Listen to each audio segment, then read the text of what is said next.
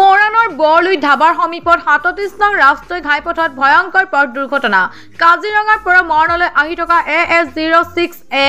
E8456 নম্বৰৰ Tata এল্ট্ৰ jet আৰু AS33B2 801 নম্বৰৰ গ্লেঞ্জা বাহনখনৰ মুখামুখি সংঘৰ্ষ হয়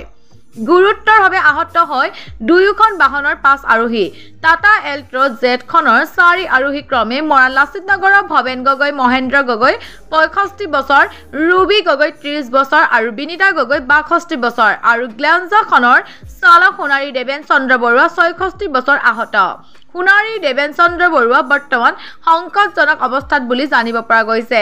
আটাইকে ততাতয়াকৈ মৰাণ মেডিকেল চেণ্টাৰত ভৰ্তি কৰোৱা হয়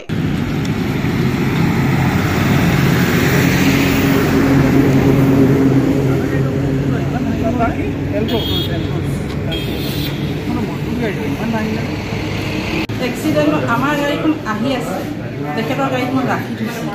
তাৰপিছতে তেওঁ মানে হৰ্ণ মাৰিছে আৰু কিবা হেৰি দি থৈছে তাৰপিছতে তেওঁ এনেকৈ লাহেকৈ এফালৰ পৰা ওলাই দিলে মানে ধৰিবই নোৱাৰিলোঁ আমি এইখন ওলাই দিলে যদি আমি ৪জনে দুখ পাইছোঁ ৩জনে দুখ পাইছোঁ তেখেতে যিজনে চলাইছে তেওঁ দুখ পাইছে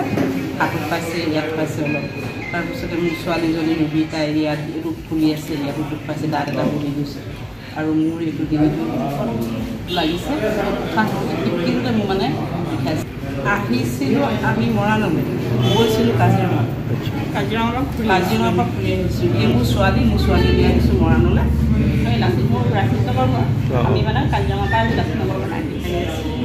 তেওঁ ৰৈ থকা গাড়ীখন আমি পাইছোঁহি ওচৰত শুনিয়ে